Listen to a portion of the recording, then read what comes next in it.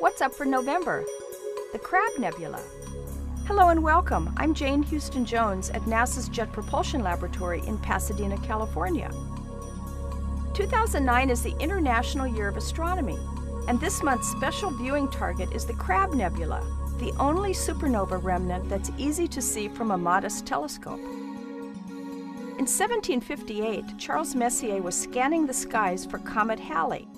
He noticed a whitish light shaped like the flame of a candle in the constellation Taurus. He soon noticed it wasn't moving against the background stars, so it couldn't be the comet.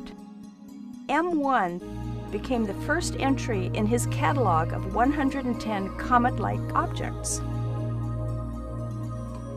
This object was discovered in 1731 by English amateur astronomer John Bevis and sketched by Irish astronomer William Parsons, the 3rd Earl of Ross, in 1844 through his big 36-inch reflector telescope.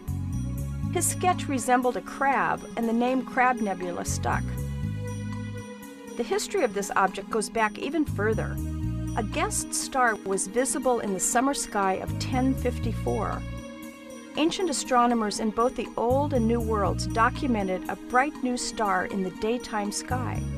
It was a supernova in the constellation Taurus and was visible with the unaided eye for nearly 2 years.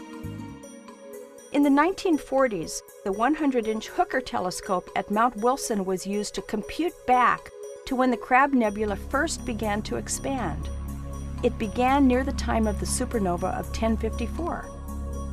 At the center of the nebula is a rapidly spinning neutron star, or pulsar, which emits pulses of radiation 30 times a second. In 1967, British astronomy graduate student Jocelyn Bell discovered this first pulsar.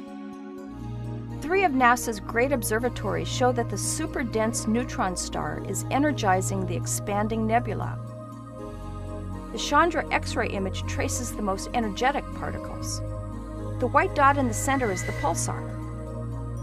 Spitzer's infrared image traces the cloud of electrons trapped within the star's magnetic field.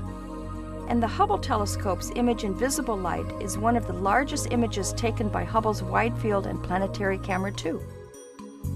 The Crab Nebula is faint, but it can be seen with binoculars if your sky conditions are really good. Aim your binoculars at the red giant star Aldebaran in Taurus. Draw a straight line out to the southernmost of the bull's horns, and the Crab Nebula is right next to that star. You'll see a fuzzy patch shaped like the flame of a candle. It's difficult but not impossible to see the faint neutron star within the Crab Nebula. If you can see 2 stars, the fainter of the 2 is the Crab Pulsar. It's one of the few historically observed supernovae in our Milky Way galaxy, so go out and try to see it. On November 17th, if you can get away from city lights, you'll have a great view of the annual Leonid meteor shower.